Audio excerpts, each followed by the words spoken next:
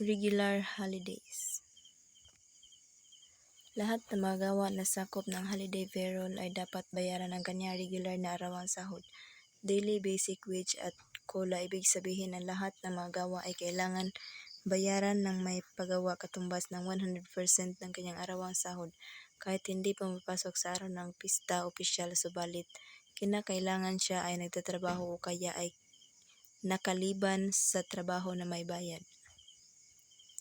Ang manggagawang pumapasok sa araw ng regular holiday o pista opisyal ay kailangan bayaran ng doble o 200% katumbas ng kanyang arawang sahod. Halimbawa, ang NCR minimum wage, arawang sahod at COLA ay 451 plus 15 para sa non-agricultural sector simula sa unang araw ng Enero 2014 sa ilalim ng Wage Order Number NCR 18.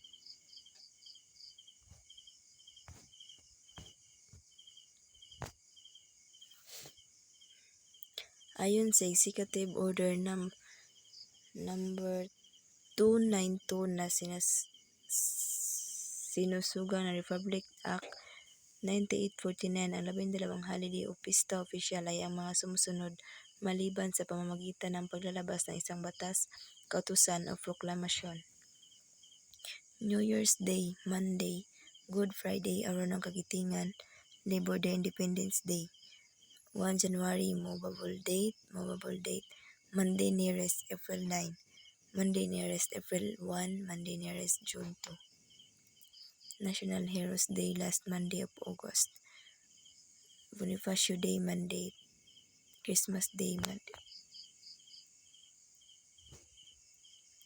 Muslim Days.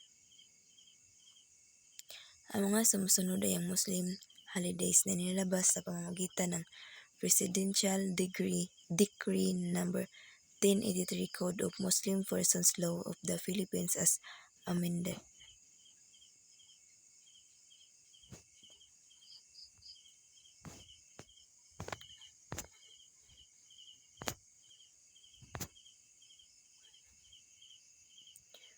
One, Amun Jadid, New Year, unang araw ng lunar month of Muharram. 2, Maulid, UN Nabi, birthday of the Prophet Muhammad, tuwing ika-12 araw ng third lunar month of Rabi, UL Awal.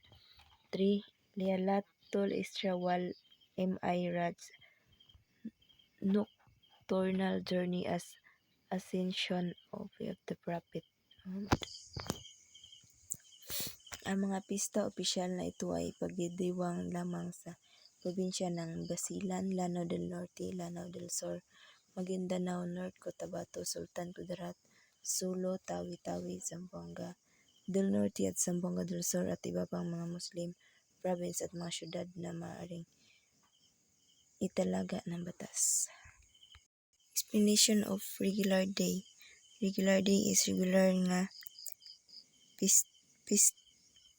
nga pista. Halimbawa, New Year's Day, Independence Day, National Heroes Day.